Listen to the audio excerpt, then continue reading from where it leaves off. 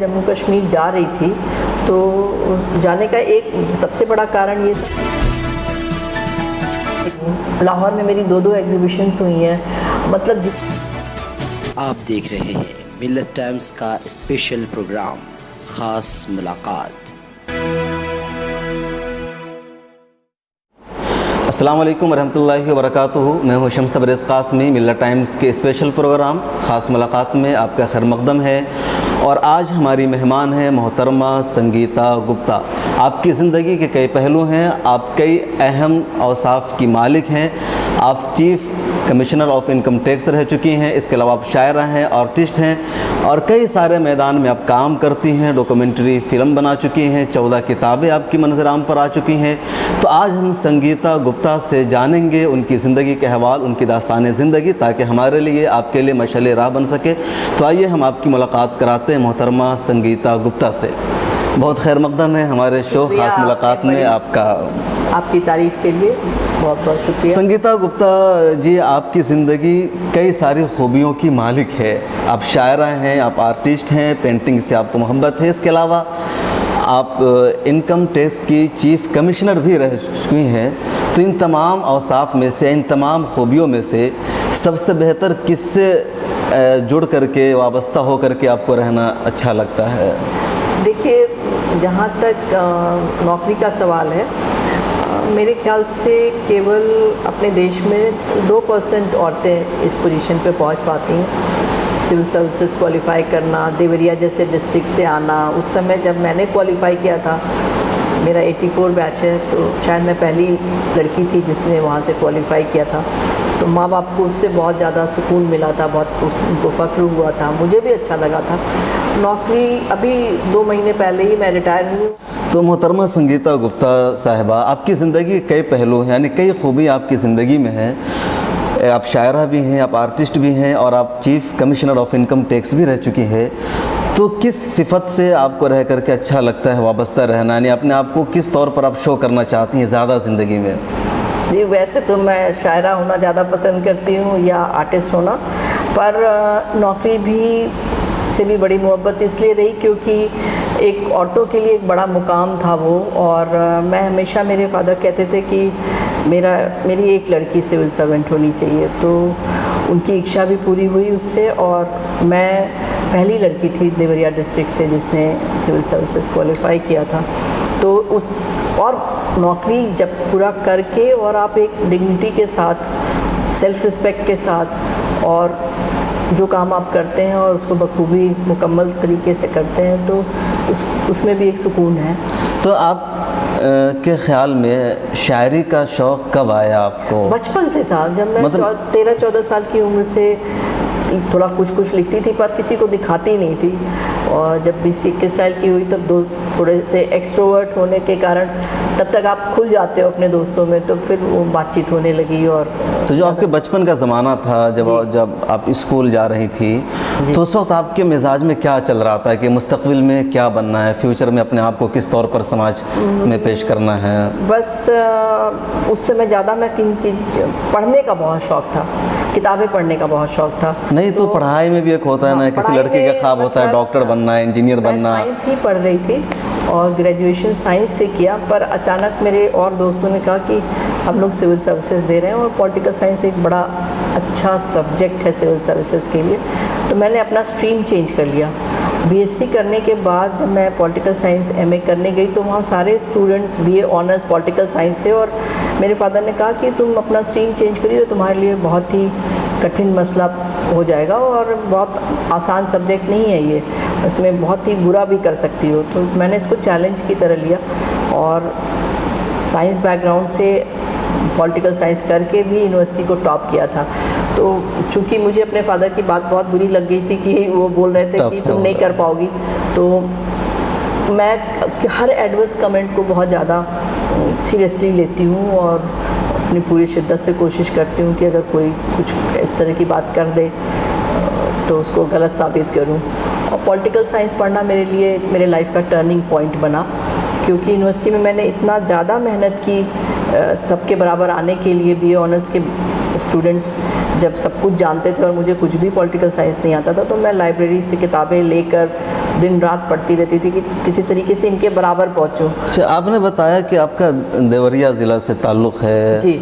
तो उस वक्त जो माहौल था मेरे ख्याल में आज जितना तरक्की याफ्ता इलाका नहीं रहा होगा, उस वक्त लड़कियां भी तालीम में बहुत पीछे थी। तो आपको सिविल सर्विसेज का एग्ज़ाम देने का ख्याल कैसे आया? क्योंकि ये हमारे मुल्क का सबसे टफ एग्ज़ाम है और सबसे जो इस पास करते हैं तो वो पूरा मुल्क यही लोग चलाते हैं, आपने भी चलाया है। जी, ऐसा है कि मेरे लकीली मेरे दोनों माँ बाप बहुत पढ़े लिखे थे। उस ज़माने में जब औरतें बिल्कुल नहीं पढ़ती थी तब मेरी माँ यूनिवर्सिटी पढ़ने गई थी। मेरे नाना जी ऑक्सफोर्ड यूनिवर्सिटी में पढ़े थे और वहाँ से उन्होंने आर्किटेक्ट का कोर्स किया था।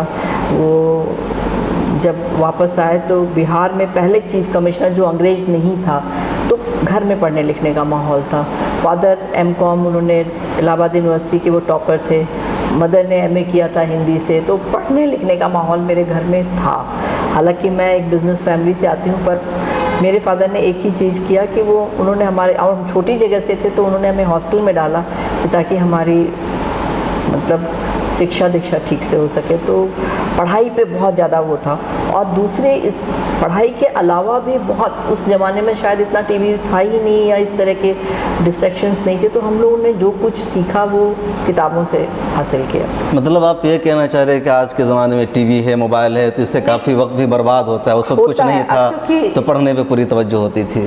पहले तो आप फोकस्ड होते थे। मेरा अभी भी मानना है कि टीवी देखकर हम उतना उससे नहीं जुड़ते हैं जितना एक किताब के साथ आपका रिश्ता बनता है। एक किताब आपके थॉट को चेंज कर सकती है, ट्रांसफॉर्म कर सकती है, मगर टीवी देखने से शायद इतना कुछ नहीं होता। मैं बहुत कम टीवी देखती हूँ, तो मैं टीवी के ख़िलाफ़ नहीं बोलना चाहती, मगर मेरे को नहीं लगता कि टीवी से बहुत कुछ हासिल किया जा सकता है। एक डिसिप्लिन नाम की चीज़ टीवी देखने वाले व्यक्ति में थोड़ी कम हो जाती, क्योंकि आप कंट्रोल, अगर आपका कंट्रोल है कि हम इतनी ही देर देखेंगे, यही प्रोग्राम देखेंगे, तब तो बेहतर है। नहीं तो अभी भी मैं समझती हूँ कि किताब पढ़ने से इंसान अपने आप को बहुत कुछ रिफ़ाइन कर सकता है, फाइन ट्यून। तो आपने जो सिविल सर्विसेज की तैयारी की उस दौर में किस तरह की, कहीं आपने कोचिंग ज्वाइन किया था या ख़ुद से तैयारी की थी?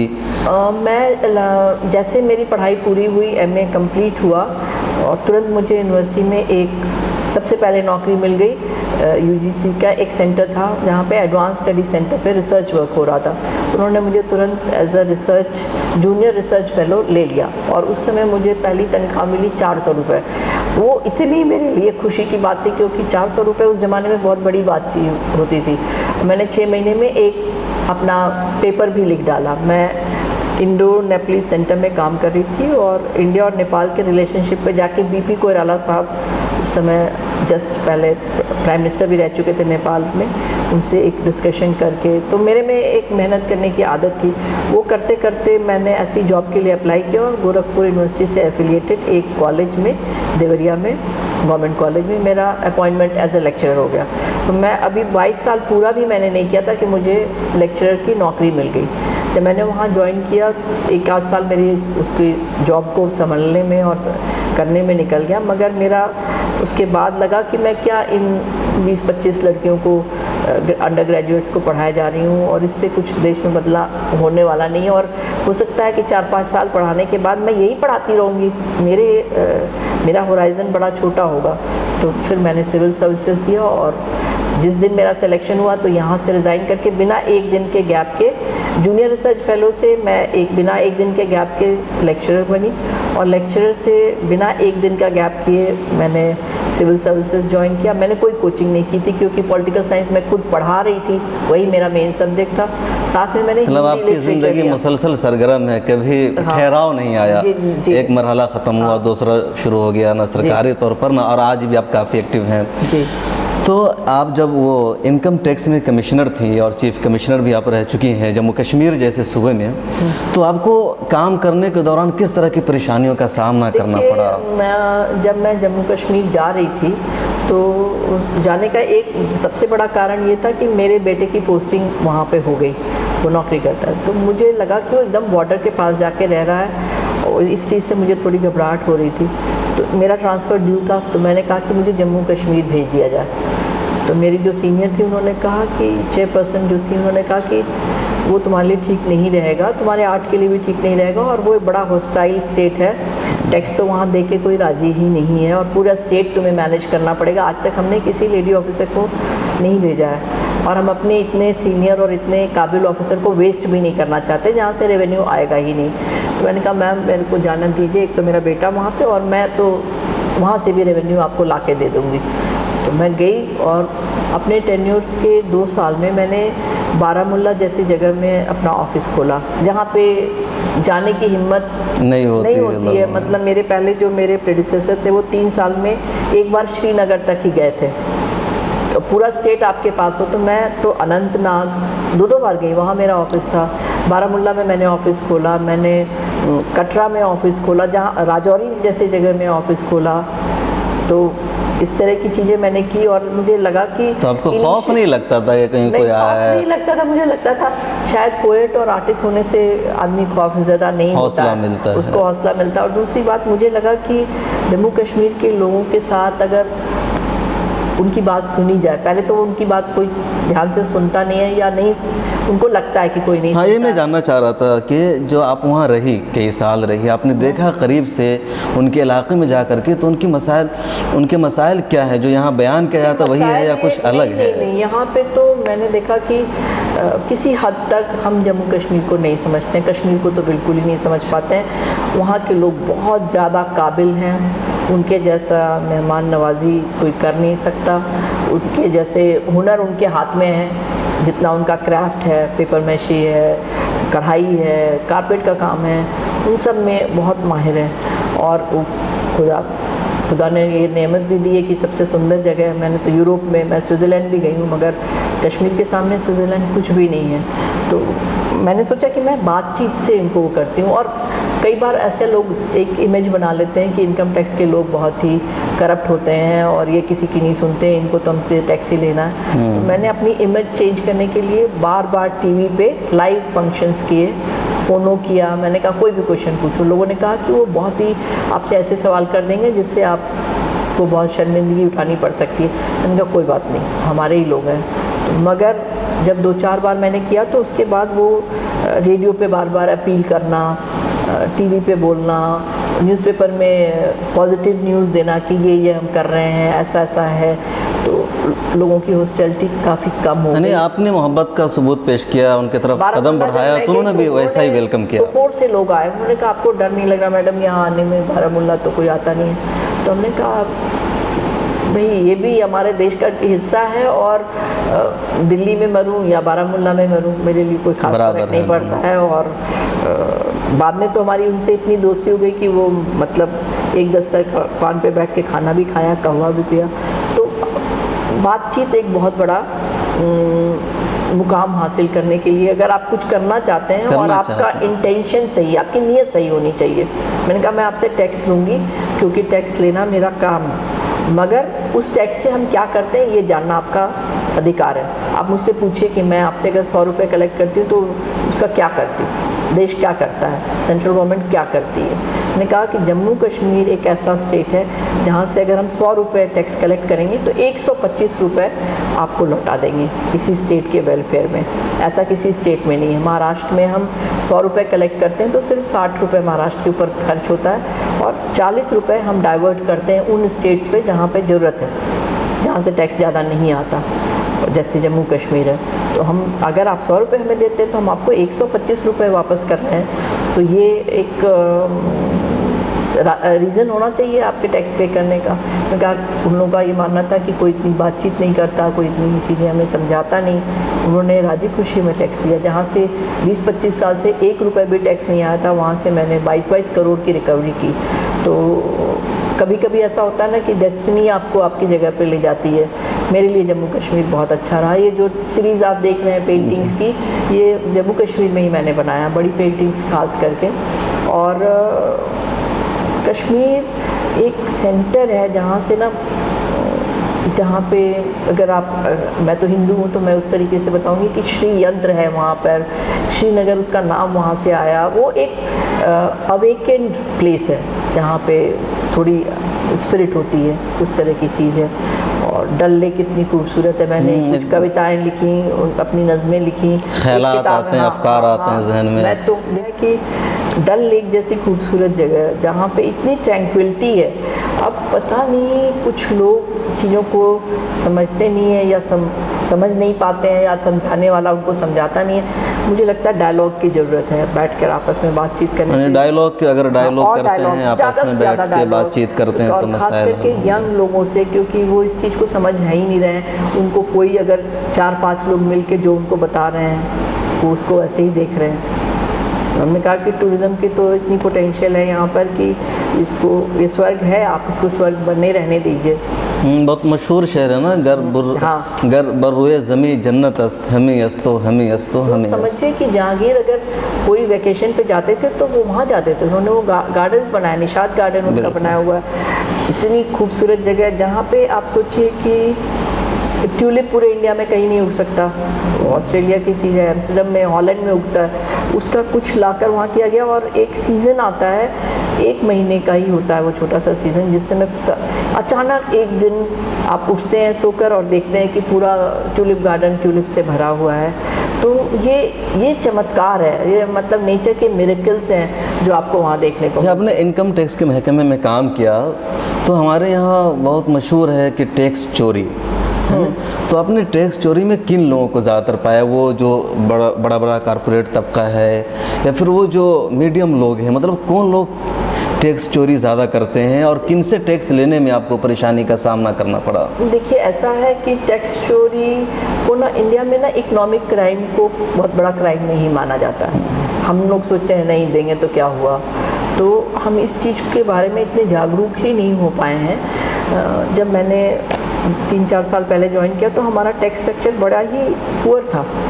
हम जब जम्मू कश्मीर गए तो हमने कहा इतने बड़े स्टेट में केवल 65,000 लोग टैक्स पे कर रहे हैं। मैंने कहा मैं अपने टेन्योर में 1 साल के अंदर, 1.5 साल के अंदर मैं इसको डबल करके दिखा दूँगी, और कर दिया मैंने एक ही बार में कम से कम 54,000 लोगों को नोटिस दी कि आपकी इनकम तो टैक्सेबल लगती है मगर आप रिटर्न नहीं फाइल कर रहे हैं। तो या तो कारण बताइए कि आपकी इनकम कम है, ये साबित करिए, नहीं तो टैक्स दीजिए। तो एक मुहिम चलाई मैंने कहा कि टैक्स ना देना एक बहुत बड़ा क्राइम है। आप टैक्स नहीं देंगे तो कोई भी स्टेट के वेलफेयर के, आपके स्कूल्स नहीं खुल सकते, आपके कॉलेजेस नहीं चल सकते, आपका हॉस्पिटल नहीं चल सकता। बहुत सारे ऐसे चीज़ें जो डेमोक्रेसी में गवर्नमेंट चलाती है, उसके लिए पैसा कहाँ से आएगा। तो कई बार हमने देखा, मैं ऐसे छोटी छोटी जगहों में चली जाती थी जहाँ पर कटुआ, वहाँ से रोड भी नहीं था, तो हम बोट में बैठ के चले गए एक लोगों से बात करने के लिए, और वहाँ से कोई मेरे ऑफिस आया, बोला मैं टैक्स पे करना चाहता हूँ, मेरा टैक्स लीजिए आप। और मैं ऐसा निज़ाम बना दिया कि लोग आकर के टैक्स पे कर रहे हैं। जी, तो मुझे लगा कि बातचीत करने से लोगों के बीच में वो सोचते थे प्रिंसिपल कमिश्नर एक बहुत बड़ा कोई हुआ है, तो जब मैं उनके साथ खड़े होकर साथ चाय पीना, उनसे बातचीत करना, तो वो एक जो दूरी थी वो मिट गई, और उससे बड़ा मुझे वो मिला कि मेरे काम में बहुत ज़्यादा। आपकी ज़िंदगी में शायरी भी है, तो शायरी में आपको क्या लगता है? शायरी करके मतलब दिल को सुकून मिलता है या लगता है शायरी से समाज की इस्लाह होती है? बहुत दिन तक कुछ ना लिख पाऊँ तो मुझे लगता है कि मैंने कुछ काम नहीं किया। मैं कितनी भी नौकरी कर लूँ और कुछ भी कर लूँ, अगर कुछ लिख पाती हूँ तो उससे बहुत सुकून मिलता है, बहुत मतलब तसल्ली होती है कि कुछ क्रिएटिव कर लिया। और बचपन से ही पढ़ने का भी बड़ा शौक़ था, शायरी पढ़ने का भी बहुत शौक़ था, और उसी बीच में लिखना कब शुरू हो गया वैसे ही हुआ। मेरी पहली किताब 88 में पब्लिश। तो आपकी जो शायरी है, आपने किसी शायर से, किसी कवि से मुतासिर होकर के ये शायरी शुरू की?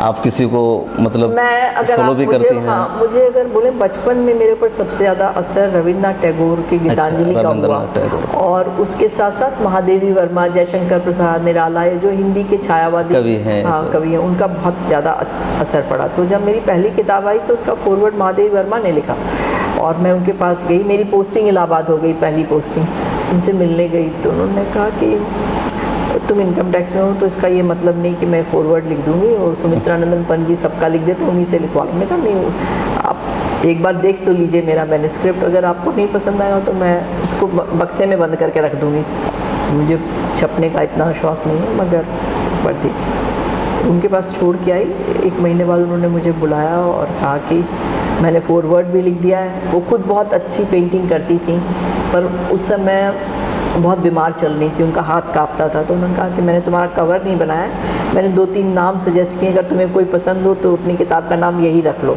तो पहली किताब आई अंतस से मतलब फ्रॉम द हार्ट, दिल से। तो मैंने वो नाम उन्हीं के चुने हुए नाम से रखा, भूमिका उन्होंने लिखी। तो मुझे स्ट्रगल नहीं करना पड़ा। किताब उन्होंने अपने पब्लिशर को बुलाया, बोले मेरी लड़की है, बहुत अच्छा लिख रही है, इसकी किताब छाप दो।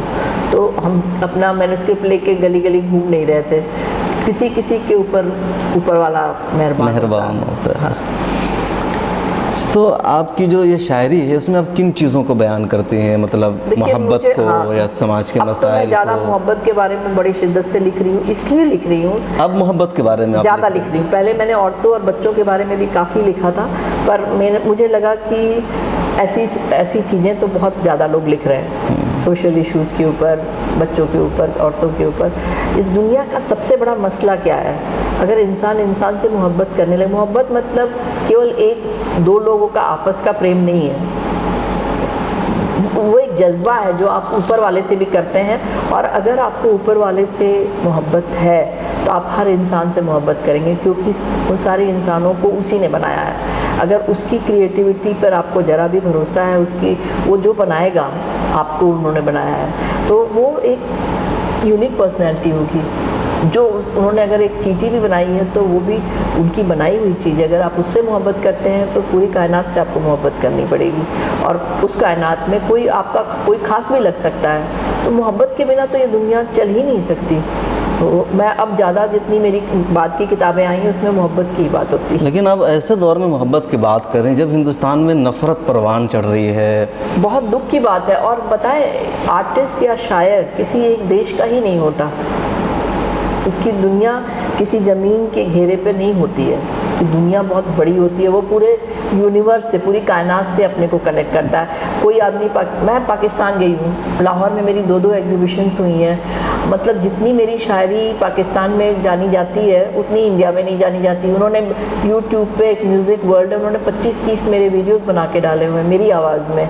उन्होंने मेरा एक CD निकाला था, मेरी कुछ नज़में, एक अदिल बरकी करके उनका सिंगर है, उसने गाया। कैसा लगा आपको पाकिस्तानियों से मिलकर? मैं तो जब वहाँ गई, लाहौर में ही थी और एग्जीबिशन हो रही थी, एक पाकिस्तानी परिवार के घर में रही, क्योंकि उन्होंने मुझे कहा कि मैंने ये कमरा आपके लिए बनाया है, इसकी एक एक चीज़ नहीं है, और आप कैसे लाहौर क्लब में रहेंगी। हमने बड़ी शिद्दत से हम वहीं से आए हैं, और हमारी मतलब ये एक बहुत बड़ी ख्वाहिश पूरी होगी अगर आप यहाँ रहेंगी।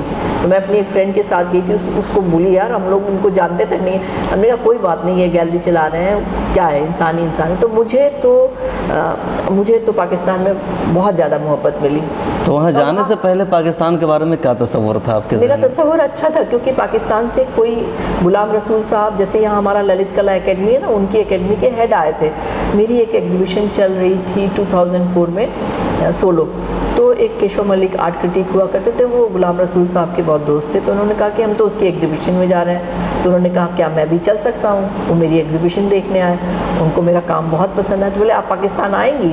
तो हमने कहा पाकिस्तान वाले बुलाएंगे तो हम चले आएंगे, बिकॉज उन दिनों कोई रास्ता नहीं था और लोग मिलते जुलते नहीं थे। आज जाने किस ज़माने की बात? 2005 की बात मैं कर रही हूँ। 2005 में मैं गई और 2 एग्जीबिशंस मेरे हुए, ग्रुप्स में काम गया, म्यूज़िक से जुड़े हुए हैं, मेरी नज़में वहाँ पे, ऑडियो सारे म्यूज़िक वर्ल्ड से। तो आपको डर नहीं लगता कि कभी कोई खुफिया एजेंसी आए, आपको पाकिस्तानी कह दे, गद्दार कह दे और फंसा दे? देखिए, मैं बाई टेम्परामेंट आर्टिस्ट ज़्यादा हूँ, पोइट ज़्यादा हूँ, और अपनी नीयत साफ़ होनी चाहिए।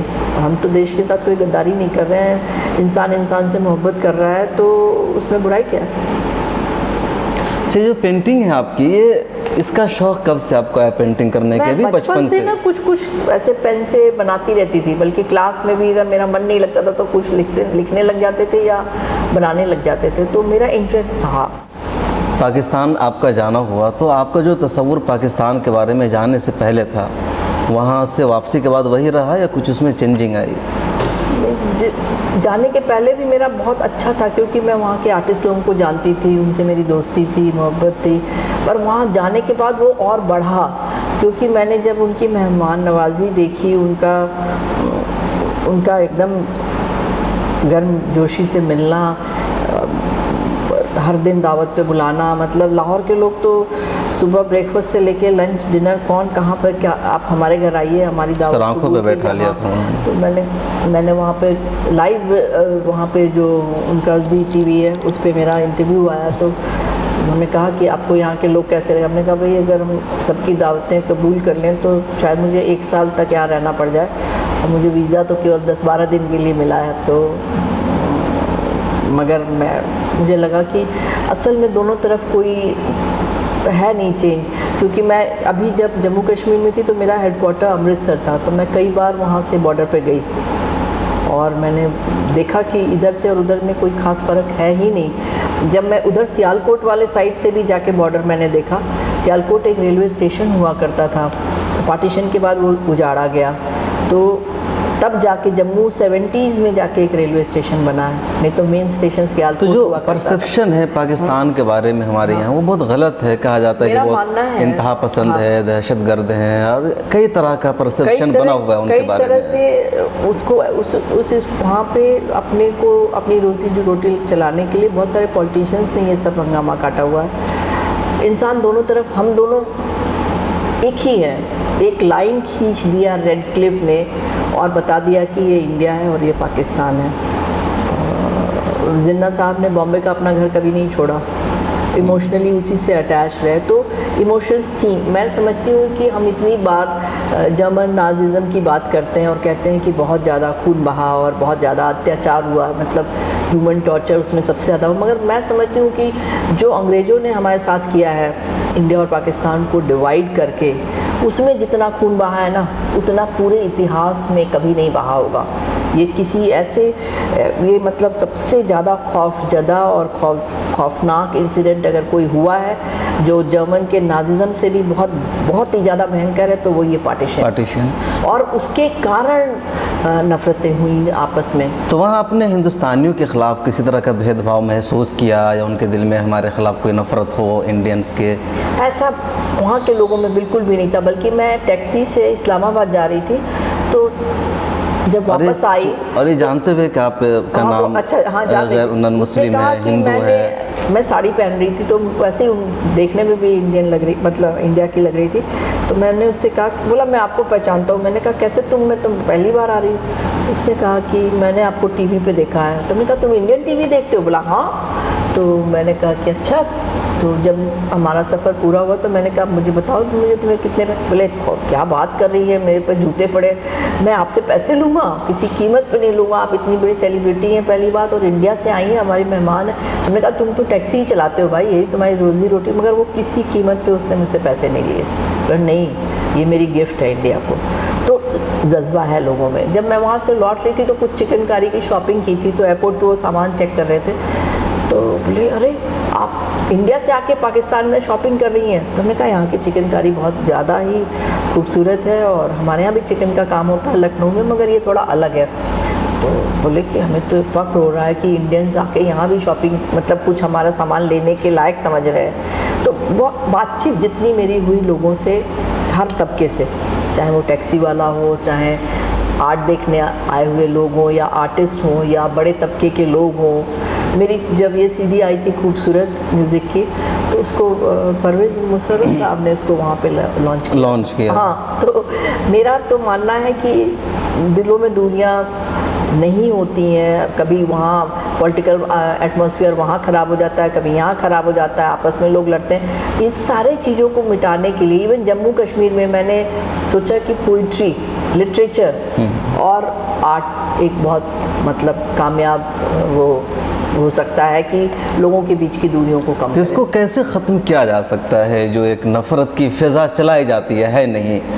वो लोग धीरे धीरे समझ जाते हैं, जो मतलब जितनी ज़्यादा लड़ाइयाँ धर्म के नाम पे हुई हैं, अगर कोई भी धर्म इंसान को, चाहे वो कोई भी धर्म हो, चाहे वो आपका धर्म हो या हमारा धर्म हो, ये नहीं सिखाता कि तुम किसी को मारो, हिंसा करो, वायलेंस की बात नहीं करता। मगर मैं आपकी सूफ़ी फ़िलासफ़ी से बहुत ही ज़्यादा मुतअस्सिर। रूमी मेरे फेवरेट पोएट हैं, खलील जिब्रान, और इन्हीं सबको पढ़ के मैंने कुछ लिखने के लायक अपने को समझा है। मेरी पूरी किताब में रूमी कोटेड है। तो ये चीज़ें आप ये किस बाउंड्री को मानती हैं, किस हमारा कौन सा बाउंड्री है? अगर कोई पोएट होगा या आर्टिस्ट होगा, कलाकार होगा, तो वो बाउंड्रीज़ को मानता ही नहीं है और नहीं मानना चाहिए। ये पूरा यूनिवर्स एक दूसरे से कनेक्टेड है। हर इंसान, आप यहाँ क्या सोचते हैं, कभी कभी वही बात दूसरा इंसान वहाँ सोच रहा होता है। तो ये कनेक्शन क्या है? हम कनेक्टेड हैं, हम इस बात से अवेयर नहीं है, इसके बारे में हमें मतलब हमें इसको महसूस नहीं करते।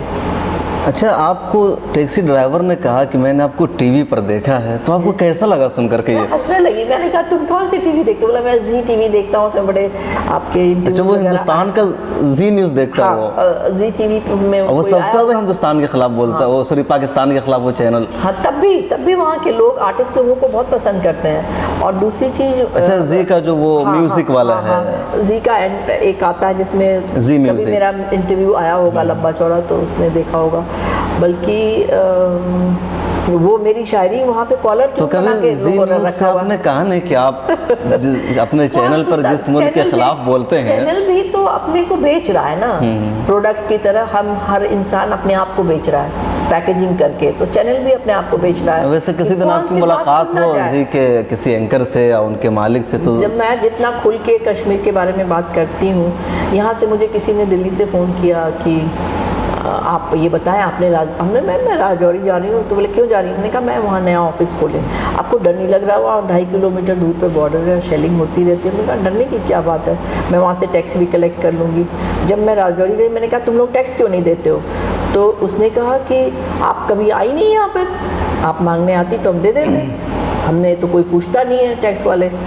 तो मतलब रूठे हुए से लोग थे, रूठे हुए लोग थे। तो उनको हमने कहा कि भाई अब तो आ गई हूँ। बोले अब तो आप आ गई हैं, अब हम आके आपके ऑफिस में टैक्स अदा कर देंगे।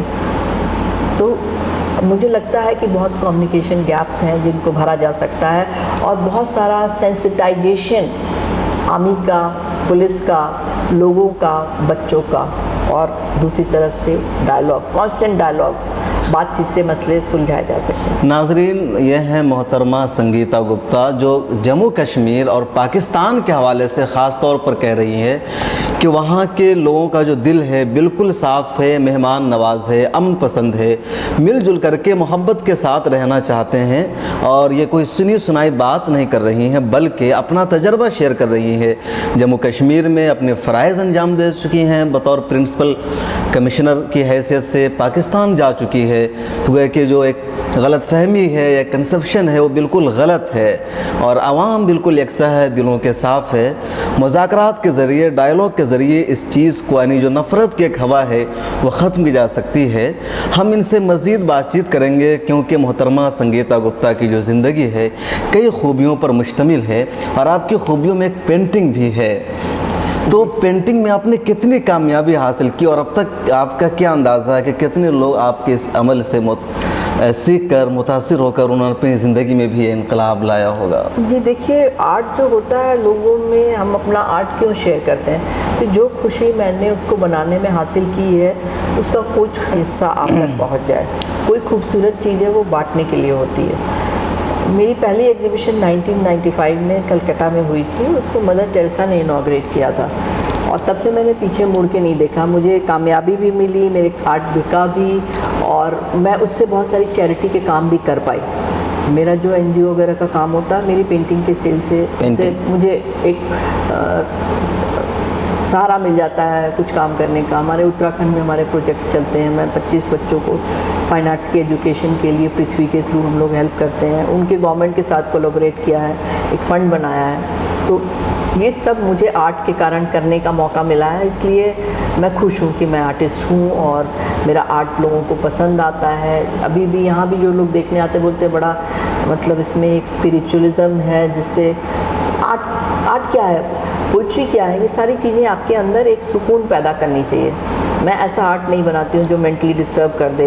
मैं सोशल इश्यूज़ और वायलेंस के बारे में बात नहीं करती हूँ। मैं उस एनलाइटेंड स्टेट के बारे में बात करती हूँ जहाँ सब एक है, लिविंग और नॉन लिविंग। ये कुर्सी आप बैठे हैं, किसी दिन ये पेड़ था और लिविंग था, लिविंग नॉन लिविंग में कन्वर्ट होता है। ये नेचर का एक साइकिल है। तो आपने जो अपने आर्ट के इन कामों को संभालने के लिए, इसको एग्जा करने के लिए जो आपने एनजीओ बनाया हुआ है, ये इसका नाम है Prithvi fine art and culture centre. तो पृथ्वी नाम क्यों रखा आपने? इस नाम में क्या दिलचस्पी है? पृथ्वी, देखिए पृथ्वी शब्द ही बहुत सुंदर है, पूरे हमारी प्लानट को डिनोट करता है। और पृथ्वी मेरे फादर का भी नाम है। तो 2008 में जब उनका इंतकाल हुआ तो मैं सोचती थी कि मेरे दिमाग में उन दिनों मैंने छुट्टी ली हुई थी, लॉ पूरा कर रहे थे। मैंने बहुत बाद में दिल्ली यूनिवर्सिटी से इवनिंग क्लासेस लॉ भी किया हुआ है। तो जब कर रहे थे तो मैंने 9 महीने की छुट्टी ली थी। तो जब दिन भर तो क्लास होता नहीं था, शाम को मेरी क्लास होती थी और पढ़ाई लिखाई में ठीक थे तो इतनी मेहनत नहीं करनी पड़ती थी। लॉ थोड़ा बहुत आता भी था, बैकग्राउंड था मेरा इनकम टैक्स का। तो मैंने उन्हीं दिनों मेरे दिमाग में आया कि क्यों ना कोई ऐसी चीज़ बनाई जाए जिससे और लोगों को भी, बहुत बार आदमी बहुत दिन तक स्ट्रगल करता चला जाता है और फिर उसकी हिम्मत टूट जाती है। अगर उस समय ना तिनके का सहारा, आप समझते हैं ना, तिनका भी बहुत बड़ी चीज़ होती है इंसान के जीवन में। तिनका की बहुत बड़ी भूमिका है, मैं मानती हूँ। अगर आदमी डूब रहा है और उसको तिनका भी मिल गया तो वो उबर जाता है। ऐसे ही इंसान जब अपने हौसले से पस्त हो जाता है तो उस समय उसका हाथ थोड़ी देर के लिए भी कोई पकड़ ले तो बहुत कुछ हो सकता है। कई बार आर्टिस्ट बहुत स्ट्रगल कर रहे होते हैं, पोएट तो शायद ही, मतलब पोइट्री से कभी किसी की रोजी रोटी चल सकती है। तो आदमी हताश हो जाता है, सोचता है क्या लिख रहा हूँ और क्या पेंट कर रहा हूँ, मेरे बच्चे भूखे मर रहे हैं। उस समय आदमी छोड़ने को तैयार हो जाता है चीज़ों को। तो ऐसे किसी समय में अगर ऐसी ये संस्था किसी को का हाथ पकड़ ले तो अच्छा होगा ना। अच्छा, आपको मतलब आपकी जो शायरी है तो आपको उर्दू शायरा कहलाने के तौर पर ज़्यादा अच्छा लगता है या हिंदी की शायरा? मतलब आप क्या चाहते हैं कि आपको शायरा कहा जाए या कवि? कुछ भी कहा जाए, मुझे फ़र्क नहीं पड़ता। मगर हम लोग ऐसी जगह से आए हैं जहाँ गंगा जमनी तहजीब है। हमारे लिए उर्दू और हिंदी में कोई फ़र्क नहीं। मेरे फादर के बेस्ट फ्रेंड एक डॉक्टर थे, मुस्लिम थे, और हमने ईद भी उतनी अच्छे से मनाई। बकरीद में हम वेट करते थे कि हमारे लिए तो बेस्ट पीस वहाँ से कट के आएगा। तो हम लोग नॉनवेज खाते थे तो हमें मालूम है कि वो मीठी वाली सूखी वाली सेवई कैसे बनती है, वो कैसे आपके लिए वो एक पुलाव कैसे बनता है, या आपके लिए कुछ भी जो उस तरह जो के भी मतलब हमारा हमने अपने फादर को देखा। हम लोग कई बार वो मेरे घर खाना खाते थे, कभी मेरे फादर वहाँ खाते थे। तो हमने ये जाना ही नहीं कि ये दो अलग कौम के लोग हैं या अलग मज़हब के लोग हैं और उनमें आपस में प्यार नहीं होना चाहिए। मैं बता रही हूँ कि मेरे फादर के सबसे क्लोज़ फ्रेंड मुस्लिम थे और हमने ऐसे ही, मतलब हमें इस चीज़ का इल्म भी कभी नहीं हुआ कि जात पात क्या होता है, मज़हब क्या होता है। अच्छा, आप एक औरत हैं, ख़ातून हैं, और ख़ातून होते हुए आपने फ़िल्में बनाई हैं, किताबें लिखी है, इनकम टैक्स के महकमे में काम किया और भी कई सारा काम है। कहा जाता है हिंदुस्तान में कि ख़ातून को दबाया जाता है या हिंदुस्तानी सोसाइटी में औरत को उसका हक़ नहीं दिया जाता है, जैसा कि यूरोप और अमेरिका के बारे में को वहाँ बहुत लिबरल माहौल है। तो आपको क्या ऐसा लगा कि ख़ातून के तौर पर जो मर्दों का समाज है उसने आपको दबाने की कोशिश की, या जो आपकी काबिलियत थी, जो मकाम आपको मिलना चाहिए था, वो आपको नहीं दिया गया महज आपके एक औरत होने की वजह से? नहीं, मेरे साथ ऐसा बिल्कुल नहीं, क्योंकि मैंने अभी आपको बताया कि मेरे 3 जनरेशन में एजुकेशन की बहुत वैल्यू रही है। और अभी भी मैं मानती हूँ कि पढ़ाई लिखाई से चीज़ें बदल सकती हैं, सोच बदल सकती है। मैं किताब के ऊपर इतना मुझे हौसला है तो सिर्फ इसलिए कि मैं अपने माँ बाप की तीसरी लड़की हूँ। मुझे एक बार भी कभी भी ये महसूस नहीं हुआ कि मैं अपने माँ बाप की तीसरी लड़की हूँ, क्योंकि मुझे इतने ज़्यादा प्यार दुलार से रखा गया था।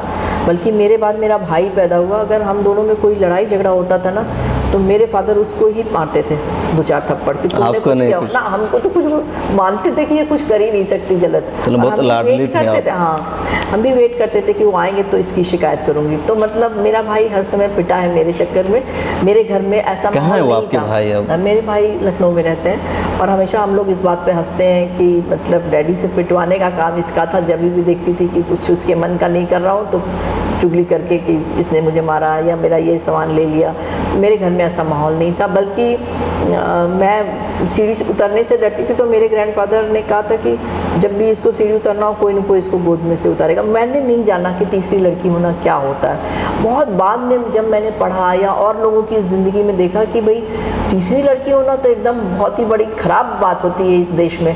मेरे घर में ऐसा नहीं था। मुझे पढ़ाई लिखाई में मेरे माँ बाप ने मुझे वैसे पढ़ाया जैसे अपने किसी लड़के को पढ़ाते, बल्कि उनका ये कहना था कि मैं चाहता हूँ कि मेरी सारी लड़कियाँ अपने पैर पे ज़रूर खड़ी हूँ। और मैं यही कहना चाहती हूँ कि औरतों की स्थिति सुधर सकती है अगर वो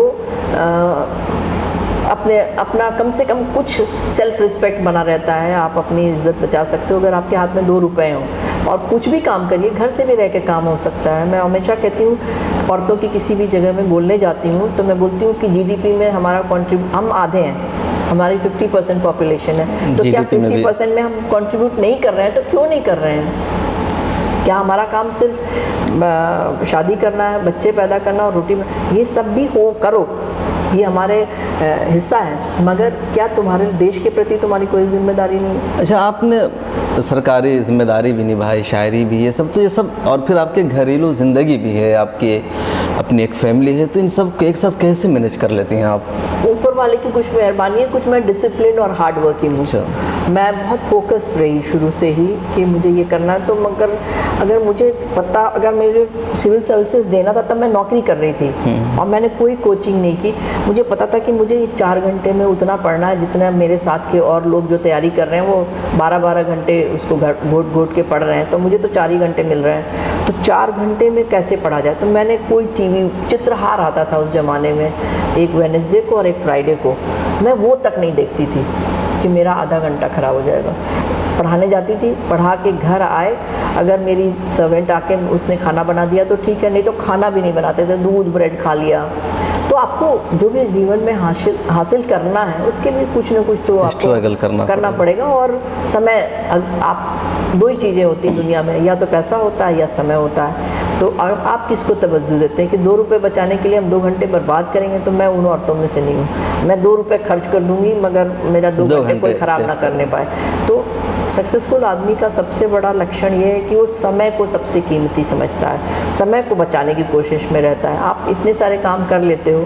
जब मैं पेंटिंग कर रही होती तो 100% उसमें रहती हूँ। मैं सरकारी नौकर थी तो मैं 100% ऑफिस में 100% अपना देती थी, और मेरी गिनती इंडिया के बेस्ट ऑफिसर्स में भी रही है। केवल इसलिए रही कि मैं जब अपने ऑफिस में बैठी हूँ 100% वही करूँगी और लोगों से जल्दी ख़त्म करके दे दूँगी। उस समय को बचा के उसमें चाहे मैं घर जल्दी आ जाऊँ, मैं 8-8 बजे तक कभी ऑफिस में नहीं बैठी। 6 बजे बंद किया, सबको पता था ये 6 बजे चली जाएगी, मगर 6 बजे टेबल पे कोई फाइल छोड़ के नहीं आते थे। तो आपको कुछ अपने वसूल बनाने होते हैं। आपने अपनी ज़िंदगी में हर जगह मोहब्बत का मुजाहरा किया है लोगों, और मोहब्बत पे अब शायरी भी आपकी हो रही है। हमारे मुल्क का जो मौजूदा माहौल है बहुत ज़्यादा नफरत ज़दा हो चुका है। आप देख रहे हैं कहीं गाय के नाम पर, बच्चा चोरी के नाम पर एक कत्ल हो जाता है, और माहौल बहुत पुरतशद्दुद बन चुका है, खौफ डर का माहौल है। तो आपका एक आखिरी मैसेज क्या होगा हमारे हिंदुस्तानियों के नाम? मॉब को क्या अधिकार है? सुप्रीम कोर्ट ने भी कहा कि मॉब अगर किसी को मारती है उसको कानून अपने हाथ में लेने का अधिकार नहीं है। 3 भागों में सरकार बटी हुई है। हमारा देश डेमोक्रेटिक कंट्री है। डेमोक्रेटिक कंट्री में दूसरे की बात सुने बिना उसके पर वार करना, मैं इसके बहुत सख्त खिलाफ हूँ और ये नहीं होना चाहिए। लोगों में जो ये इतना फ्रस्ट्रेशन आ गया है कि वो कानून को आदमी हाथ में क्यों लेता है, इस मसले को सोचिएगा। कानून को आदमी तब अपने हाथ में लेता है जब उसको लगता है कि मेरी कोई सुनवाई होगी नहीं, मुझे जस्टिस मिलने वाला नहीं है, या जस्टिस मिलने में बहुत समय लग जाएगा, या इस केस को पुलिस इधर उधर कर देगी, तो आदमी कानून को अपने हाथ में ले लेता है। उसको तुरंत स्पीडी रिजल्ट चाहिए।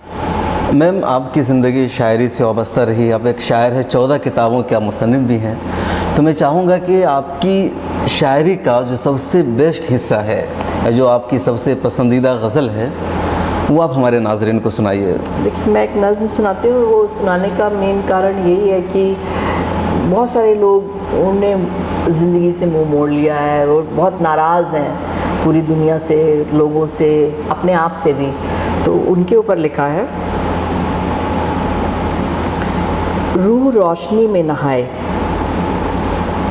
बहार तुम्हें गले लगाए, चलो कि राह अभी बाकी है, अगले मोड़ पर मोहब्बत अब भी तुम्हारा इंतज़ार करती है। रूह रोशनी में नहाए, बहार तुम्हें गले लगाए, चलो कि राह अभी बाकी है, अगले मोड़ पर मोहब्बत अब भी तुम्हारा इंतज़ार करती है। यूँ बेजार ना हो ज़िंदगी से, न खुद से यूँ खफा रहो, मुस्कुराओ कि अब भी तुम्हारे हंसने से फूल झरते हैं, कलियाँ खिलती हैं। अब